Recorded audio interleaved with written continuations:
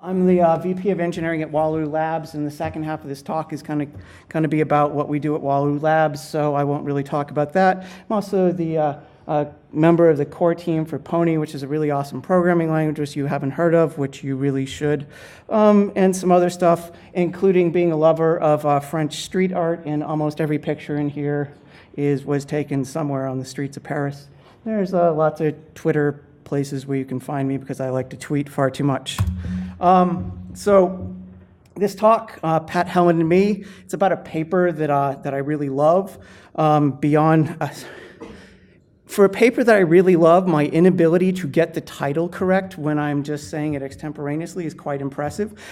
The paper is called Life Beyond Distributed Transactions, an Apostate's Opinion. Normally, I end up calling it Beyond Distributed Transaction in Apostate's View. I've done that in front of Pat Helland more than once, and he just kind of smiles at me, and he's okay with it.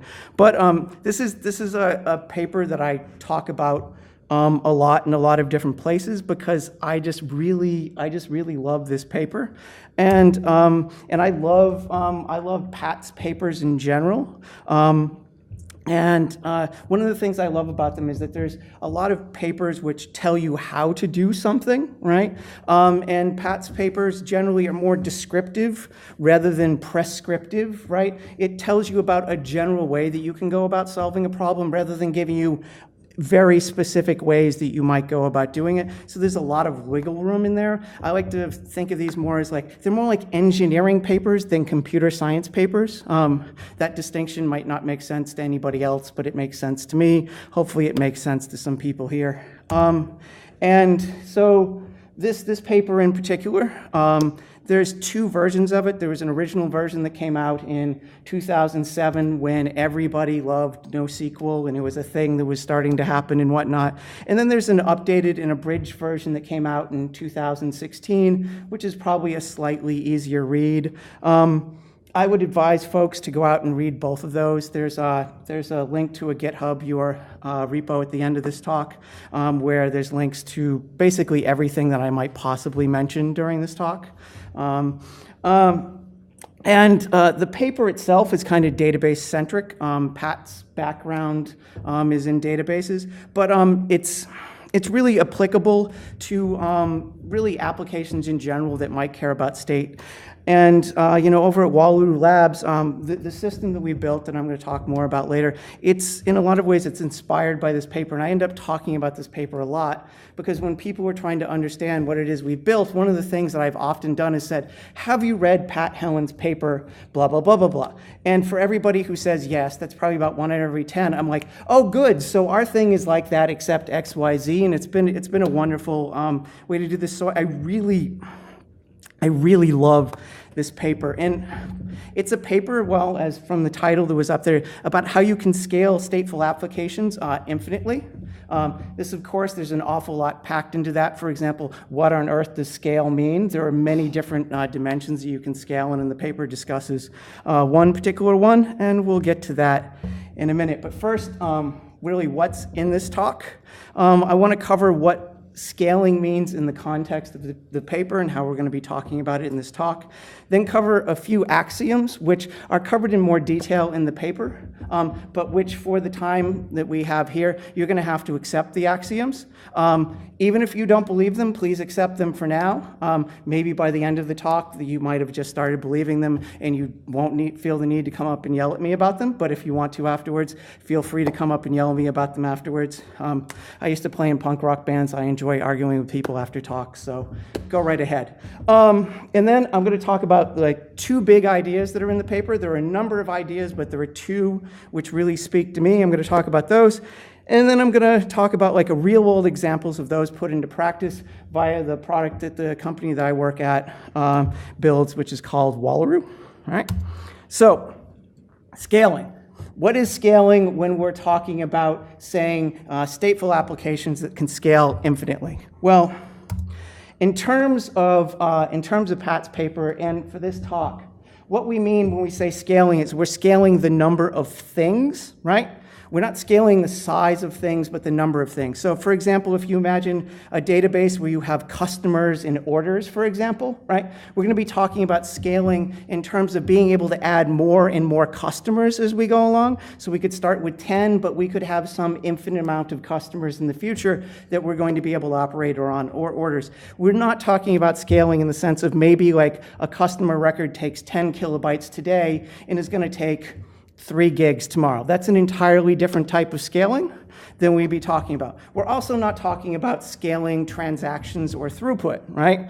A lot of people, when they hear scaling, in fact, a great number of them that when I've given this previously, I decided to move this part of the talk earlier, they really start thinking of scaling purely in terms of throughput, and that's probably at least also partially my fault because I work at a company which is obsessed with throughput, and I probably give a little hint of that, but I think it's also a thing that people really tend to think about because most people at this point when we think scaling, it's kind of been associated with the but is it web scale, right?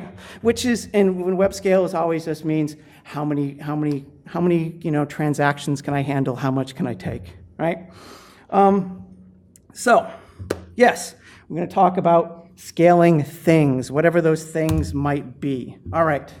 Hopefully I've gone fast enough here to make up for the 3 or 4 minutes that you and I messed up on and knowing what time the talk starts. So, some axioms. These are the axioms I said earlier that you need to accept in order to believe what's in the talk. You don't have to accept them. There is proof behind these axioms for, whatever your definition of proof might be, and certainly in the paper you can go look at them, but we don't have time to cover them all for now. So please, let's do suspension of disbelief, sort of like when you're watching an Avengers movie or something. I can't actually do it with Avengers movies, but whatever. And let's talk about these axioms. So first of all, to scale infinitely, we have to scale horizontally, all right? If we're going to keep adding more and more things, the only way that we can do that is by scaling horizontally. For folks who aren't familiar with what horizontal scaling means, they're generally scaling of things is classified into 2 categories. There's vertical scaling, which means I can solve my problem by adding more CPU, more memory, etc., all on one machine, right? This is kind of like the mainframe approach to things, or the wonderful old, Solaris and Oracle approach to building out a database server. Days that I kind of miss. I love Solaris. Larry Ellison. Anyway, as compared to horizontal scaling says that in order to scale this thing, we have to add more machines. That is, we're going to build a distributed system in order to handle this. So that we're going to, instead of having just one machine in order to handle all of our entities, we're going to have 2, 3, 4, whatever that might be, and we're going to have a way to continue to scale this horizontally. So another axiom that you're going to have to accept is that in order to scale infinitely, we have to avoid coordination. Coordination is having to consult more than one thing in order to make a decision. The real world human example of this might be of coordination is if you have to get 5 people together into a room, right, to have a meeting, to have a decision, that's going to be a much slower process. It's going to be much harder to scale than if just one person can go, okay, this is what we're doing, and we're going to move on, right? And there's an awful lot of good stuff on this. Particularly, there's a Peter Bayless paper called Silence is Golden, which I have linked to in the stuff at the end. Wonderful, wonderful thing. You should read about it. It's really good. So here's a fun one. This is a key part of the paper, is that distributed transactions are a form of coordination. If you're not familiar with what a distributed transaction is, go back and think about a database that runs on a single machine for a moment and what a transaction is there, where I've broken up, my stuff into maybe I have a customer table and I have an order table. And when I want to create a new order for a customer, I'm going to wrap this up into a transaction so that both the order table and the customer table will be updated at one time. And if there's a failure updating either one of those tables, then I can roll back that entire thing. That is, these 2 changes are an atomic unit unto themselves, and there's a transaction that wraps this up. There's a lot of stuff where people try to do the same sort of thing, but they do it when when they're horizontally scaling. The problem here is then now that you're trying to do coordination across multiple machines in order to do this, and this does not scale. This is a form of coordination, and it would be problematic for us attempting to scale infinitely, right? So from that, we can conclude that to scale infinitely, we cannot use transactions. We can't. Not for scaling as we're defining it. I like your laugh. That was very good. Thank you. Thank you. I also talked to the audience, so yeah, I like to break the fourth wall. Deadpool 2, I think, should win an Oscar for Best Movie. That's just me. Anyway, all right, so there is a term in the paper, which I'm going to continue using through the rest of this, which is called an entity. Pat defines entities as a thing which lives on a single machine and is manipulatable individually. Our unit of scaling is this thing which is an entity. When you write a program using these ideas, what you're really doing is you're decomposing your data down into these series of entities. So if I was doing an order management system, one of my key entities would be orders, right? And each order is going to be an entity. I might also have customers, and each customer might be an entity, right? And my application can only manipulate one entity at a time. There are no transactions. So if I want to be able to update things together, right, then they have to be in a single entity. So for example, if I want to be able to update a customer and its order at the same time, I can't have an entity for customer and an entity for order. I have to have a customer order entity, right? And I will then be scaling customer orders rather than customers or orders, right? And yes, I just did that slide because sometimes I get excited and jumped ahead. Anyway, so I also kind of covered this a little, but not completely. So entities are a boundary of atomicity. Some folks in here might know what atomicity is, some folks not. How many people know what atomicity is? Okay, half the room. Awesome. You can turn your brain off for a moment. Everybody else, you can listen for a moment. So the idea, what we're really here is we're talking about is this idea of an atomic action. That is, it's a thing that, at least as far as my program is concerned, looks like a single thing happened here. And that's basically, in a lot of ways what a transaction is, right? Is it's an atomic thing. Either I updated customer and orders, or I didn't. And so here, when I'm talking about I have to have a customer order if I want to update these two things together as my entity, what I'm saying is that is an atomic thing, is changing customer order. I can't have an atomic thing which scales across two different entities. It's only within a single entity itself that anything is guaranteed to happen, and the side effects from anything else would not be seen. So to give an idea of what that might be is imagine that we have entities called Alice and Bob, right? And these are a series of changes that are going to happen here, like change 1, change 2, etc. And some of these are things which are going to happen to Alice, and some of these are going to happen to Bob. And when we're making changes to entities, we're going to have these changes, and we're going to do them in a FIFO fashion, first in, first out to arrive to the particular entity that it's addressed to, right? So, for example, we have number 1 here, this change number 1.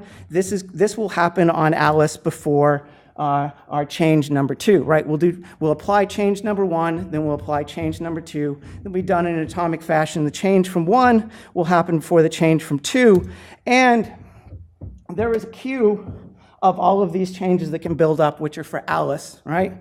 And these are entirely independent of any of the changes that might exist for Bob. And as we scale out these entities across our system, what we're really doing here is we're parallelizing our ability to update data and to read data based on each of these individual entities that we've described, right? And this means that we don't have to have any coordination between them. They can be updated in a completely independent fashion, and also queried in a completely independent fashion. So, if any of you are familiar with the actor model of computation, it's my favorite model of computation, but a lot of people haven't heard it.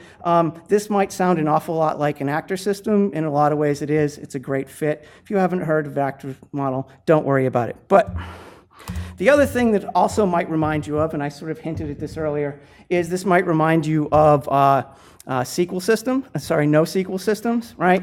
Because like what this really sounds like if you come at this from a database angle is, oh, I've denormalized my data. And it's not really quite that, but for the sake of this conversation and the amount of time that we have here, go ahead and run with that. It's close enough to the truth to be good for now, but like if you really want to dig into the idea, kind of throw that idea out and come back and like read the paper without that in mind. So that was big idea number one. Idea number two is this idea of a two-layer architecture that would exist within our application that we need to scale, right?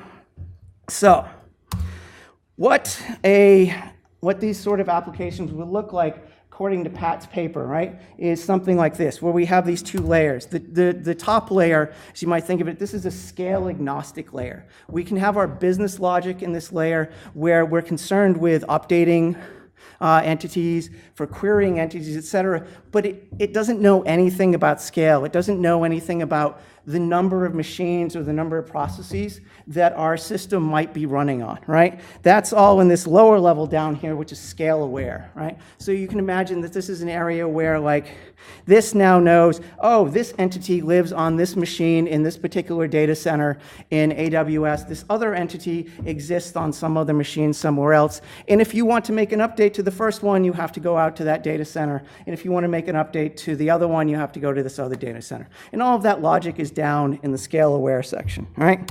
Then you have an API that connects all of these. And for the actual logic that you, as a user of a system like this, would write, right? What we generally consider application logic, that would all exist in the scale agnostic level. And you need an API to make this work, which allows you to only think about like the data and the entities that you're working with, and has nothing to do with like scale or knowing whether this thing is local or whether it's remote from wherever you might happen to be running, because all of that is going to be wrapped up into the scale aware portion of this. You can think about this, if you're thinking about this from a framework standpoint, this is where all of your stuff, like the ability to add and remove things from a cluster, right? This would exist in our scale aware layer. Or how do we map our scale agnostic business logic onto our machines and resources, et cetera? You know, like I said, all of that is here on the scale aware one. This is, in the end, it's a distributed system. So like, how do we do message replay? Like, is it at least once? Is it exactly once? Is it at most once? All of this would end up being in the scale aware portion of this, right? So from that, one last axiom, which would be to scale infinitely, our business logic has to be independent of scale, right? If the business logic that I write in order to do this has to know about the number of machines that exist or anything, I'm not going to be able to scale infinitely from a practical standpoint, because I'm going to have to keep updating my program over and over again in order to handle like this change in the number of these entities that I have and how I want to scale them, right? So that's the two big ideas from the paper. There's a bunch of other ones, but these are the two big ideas that, you know, I really want folks to come away from this with. And I love these. I love Pat's paper and the descriptive nature of it, because from these two big ideas, you don't just have to build like database type systems like he was necessarily thinking of at the time, but you could go out and, you know, you can build like any sort of stateful application with it, you know, that you might be able to think of. You know, this is really, it's a template for building these types of things, where you can take this idea of these entities and this idea of a two-layer architecture and put them together. And so the company that I work for, it's called Wallaroo Labs, and we have a product called Wallaroo, and we've built a system that allows for scale-independent computing with Python, which demonstrates really, or builds on these two ideas. The funny thing is that we had never actually read this paper, at least knowingly, before we built the system. We found the paper afterwards and we're like, ooh, this fits really well with what we built. In all likelihood, we'd probably read the paper, but it was one of those things where you read it and then kind of forget. Like we have an engineering team which tends to go through an awful lot of papers and probably forgets like a decent number of them that they've read. But anyway, so Wallaroo is actually then saying it's scale-independent computing, that's still a little broad. What we really actually built, and what I'm going to talk about for the second half of this, is how these ideas look when applied to a stateful stream processing engine.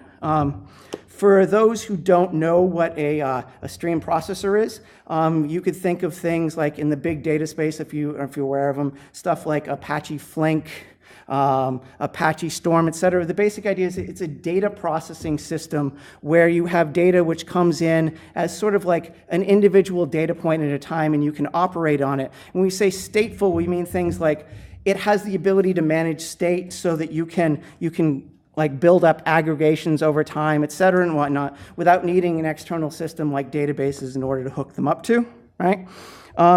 And that's basically what Wallaroo is. And the fact that, like stateful stream processors in a lot of ways, they have an awful lot in common with databases, because in the end, you are managing state for people inside of this. You're giving them a way to do it, and you've built some kind of weird little database in there, whether you like it or not. Even if all of your friends tell you, whatever you do, do not build anything that looks like a database. It's a bad idea, which, by the way, all of my friends have told me.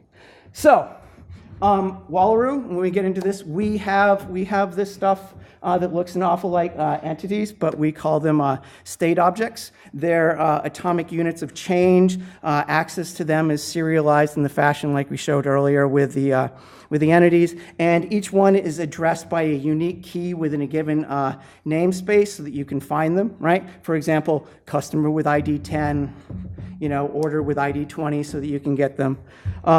And we allow application programmers to define these with like plain old Python code, right? We also have a two-layer architecture, except instead of calling it two-layer architecture, we call it scale independence, because one of our early salespeople thought that scale independence sounded much better than two-layer architecture. Also thought it sounded much better than scale agnostic, like it was in Pat's paper. He explained to me why people don't like the word agnostic. I didn't really understand, but apparently some people don't like the word agnostic. But anyway, so, and what Wallaroo does in this particular case is Wallaroo is basically a Unix process which has a Python interpreter embedded inside it so that you can run code which is written to our API. And then that Wallaroo API allows these things to come together to form a mesh network so where you can add and remove these processes at any time in order to distribute state and data processing across them, right? It'll handle message routing, et cetera, all of this stuff. And our two-layer architecture looks an awful lot like what I talked about earlier, right? I mean, this is the same diagram as before, right?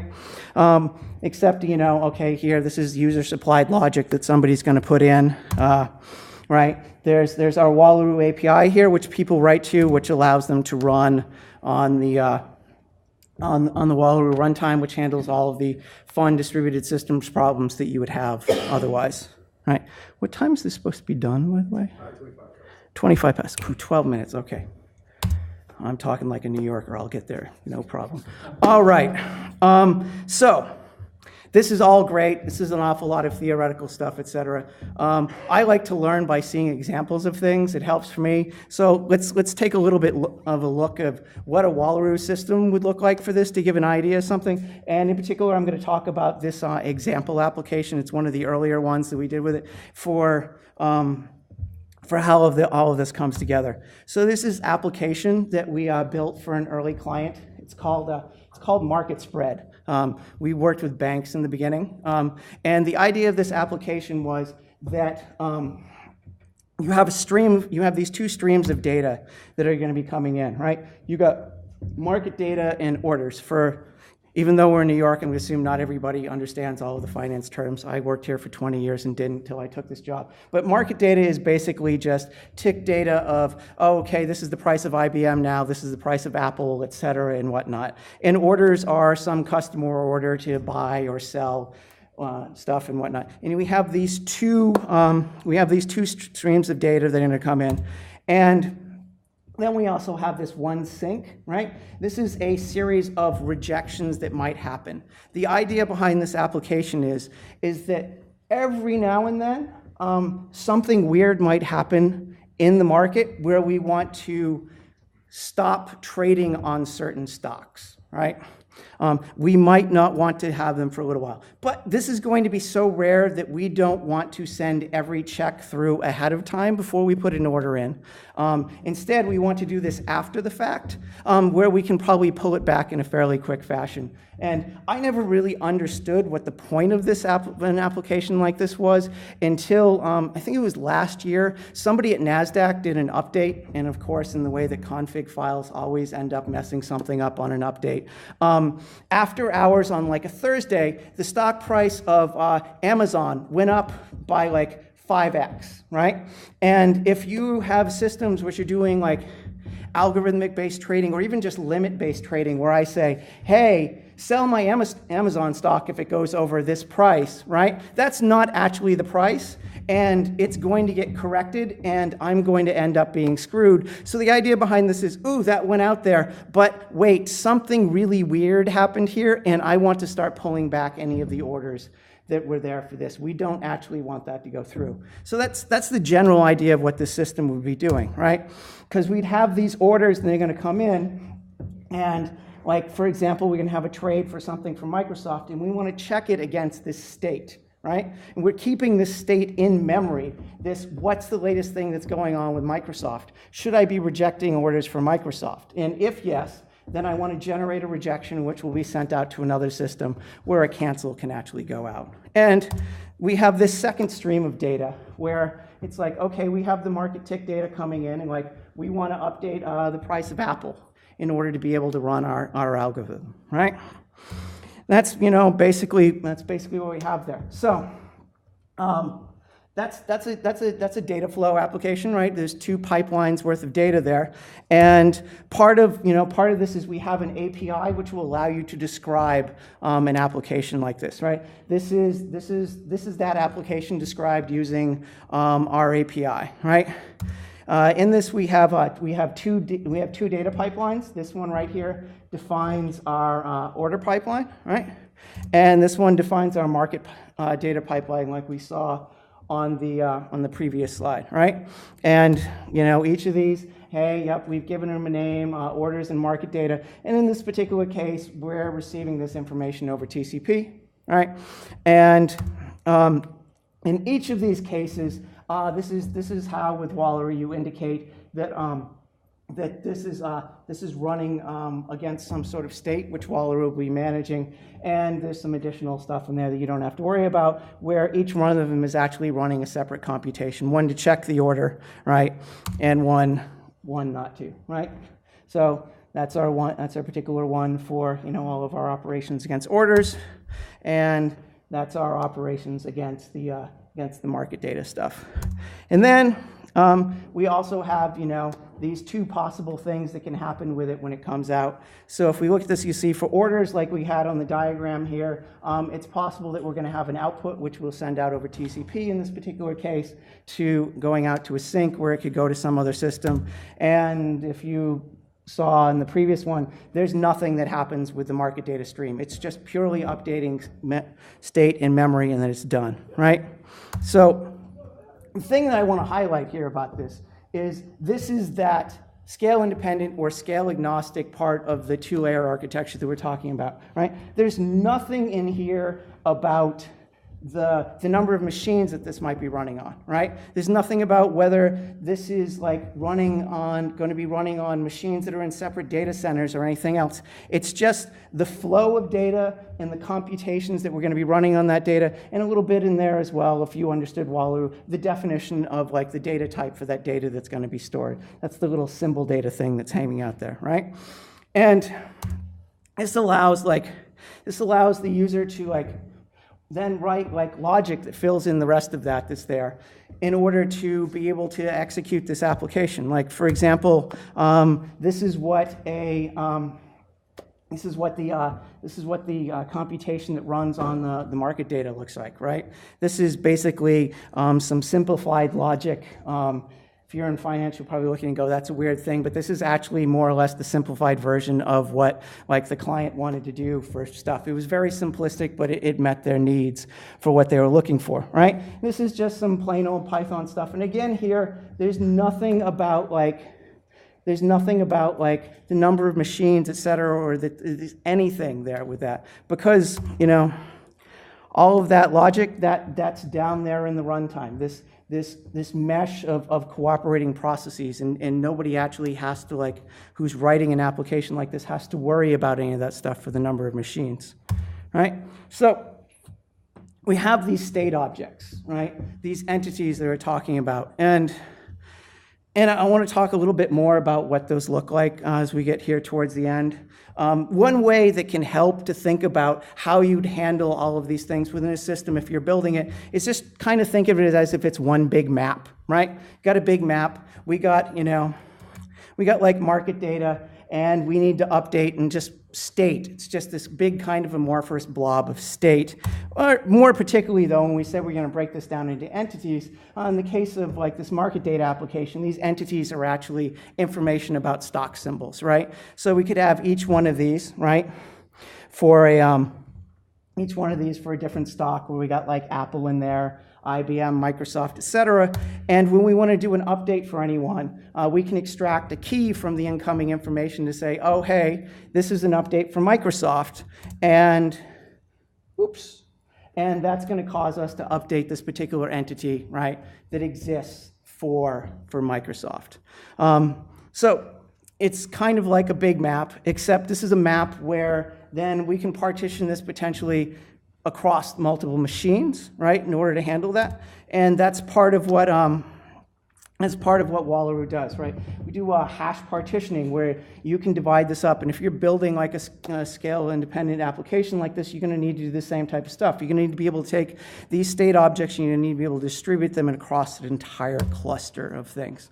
You can think about it like this, right? We have a single worker, a single machine, which is responsible for managing all of these symbols together in one place, right? And if we want to grow capacity, right, like we need to take our cluster from one thing to two, then we're going to need a system, and this happens in the Wallaroo runtime, right, where you can add another worker into this. And what it's going to end up doing, at least in a naive form, is you're going to want to redistribute this, because if you have this machine that you've started up and there's no state on it, have you really added it to the system? It's not going to be able to do anything. All of our processing is done against the state. So what your runtime needs to be able to do then is to take these and start to redistribute them. Like we can move the IBM, we can move the Microsoft, and we redistribute them across the cluster. And now we've gone ahead and we've doubled the processing capacity on this. And like in the particular case of Python, each one of these workers is bound to a single CPU. If we're starting to run into problems with like having to process too much for that single CPU, you can start up another worker, and it'll redistribute, and away it goes, right? And we have that. Woo, all right. It's all nice and redistributed, right? So, state objects, what do they look like? Well, this is an interesting one here. Like there's a lot of ways that you can go about doing this for like, what does an API for one of these entities look like? We decided to go with arbitrary data structures for this, where you can supply any old Python object for it. But like in the beginning, we were thinking, we could use CRDTs for this. If you know what CRDTs are, they're replicated distributed data structures. They provide a lot of interesting properties, but they also really narrow down like how you can describe your stuff. But you could go about this anyway, that you want to. It doesn't really matter. Like this is not specific to the given like pattern. You can do anything, but we went with something like this. We wanted to go for the most expressive thing we could. So like this is the basic inside of the demo version of this. This is what like one of those entities looks like, right? Just has the last bid, the last offer, and if we should be rejecting trades on this right now, right? We don't even actually need the symbol for it in there, because we already know what it is. Yeah. And really, that's hopefully it's a little bit of a view into what a scale-independent application would look like. There's a lot of references to an awful lot of things that are on that GitHub repo. I hope you check them out. There's tons of stuff to back up the axioms, et cetera, and everything else. There's stuff where you can go see how we put this stuff together in Wallaroo, an awful lot of stuff. And hopefully, folks come out of this and check out the paper and really start checking out like this idea, because in the end, I get kind of sad when the only way, that we try to go about doing any sort of scaling right now is to say, I'm going to have a couple databases back there, and I'm just going to put a whole lot of stateless stuff in front of it, and push this back off into problems that the programmer is going to have to deal with an awful lot of stuff that's already gets built into systems like this. So if you have any questions, do ask. I will answer this one. Yes, that is me with Pat Helland standing in front of the big giant slide that says Pat Helland and me. Yes? Scale online because the distribution of data should take time if it's high. How? I'm sorry, could you repeat that? The distribution process, I think it takes time. Potentially it does take time. Yes, that certainly could. So the question was the distribution process. I believe you're talking about we need to the redistribution process, right? Yeah, depending on the size of your state objects, that could be a very costly thing. Whether this actually gives you an elastic system where you can do this live on the fly or not is really, it's a matter of your particular application, right? For something that has a tiny little state objects that are like that, then when I run this, our demo thing on our laptop, you can't even, as a human, you can't even notice the period of time during which it was doing the distribution. But if you had a ton of these objects and they're all a gig in size, yeah, you're really not going to want to do that, because in the end, you do have a little mini database inside there that you're using to make these quick twitch decisions. And for that, you're going to want to need to do something hey, I can shut this entire thing down at some point and I can bring it back up with a different number of them, but I'm going to need a period where I can do that downtime, because otherwise I'm moving this stuff around. You could, if you wanted to get really clever and sophisticated, you could have something which does a slow live migration, right? I think you see this in a lot of distributed databases where, hey, you add a new node and it needs to slowly populate replica data, et cetera, over onto that. You could certainly take that approach as well. That's an implementation detail, right? That can still fit within that general pattern. Yes? How would you compare the solution of Wallaroo against other streaming frameworks like Spark Streaming or Spark Streaming in the end is a micro batch system, and that kind of changes an awful lot of the equation on stuff, both in terms of latency and just you're implicitly working on a window of data, which can be, which creates there are some applications which are much harder to do with a micro batch system than you could do with a pure streaming system. I think for the amount of time that we have, I want to leave it at that. Kafka Streams is an interesting one, and it has some of the same characteristics. In the end, with a system like Kafka Streams or anything that's built around Kafka, your scalability is based on the number of partitions that you decided to do, and that's more or less an ahead of time decision. And you can add more partitions as you go along, but for actual real world usage, that can start to get to be kind of complicated. And how do you then, when you add new partitions, how do you make sure that your state is getting moved from one place to another, et cetera? I mean, these are in the end, these can be somewhat difficult problems. But in terms of being able to give an answer to you right now, I mean, at a high level for almost any streaming system, they can all say, we support windowing, we support this, we support that, we support, fault tolerance, et cetera. And the devil's really in the details of each one of them. And every one of them is actually different and better for different use cases, but it's kind of hard to cover it in this short time period. It really comes down to, how is Python better than Ruby, right? I'm not trying to be facetious either, but I mean, they're very similar, but they're very different, and there are probably certain applications that you really wouldn't want to build for with Ruby that you might want to build with Python, and vice versa, based on a number of things that, unless you're versed in both of those systems, you're probably not really, it's a very nuanced sort of thing. Sorry, I tend to ramble. Happy to talk more about that later. Okay, well, before we go for the questions, how many people like cute mascot stickers? Does anybody like cute mascot stickers? Okay, so you should come up then when we're done, because we got a wicked cute mascot. Also, I'll say this, VCs, for whatever reason, really love stars on GitHub, so if you could go to our project and give it a star. Basically, my primary goal with this project is to get to the point where we have enough VC money, like Series A, so that we can actually get plushie toys made of the Wallaroo. That's basically why I've been working at the startup, is in order to get a Wallaroo plushie toy. And your giving a star on GitHub will certainly help get me towards that plushie toy. I'm very jealous of all of those Gopher plushie toys. I went to GopherCon, I got one, I was so very happy. Awesome. Anyway, thank you.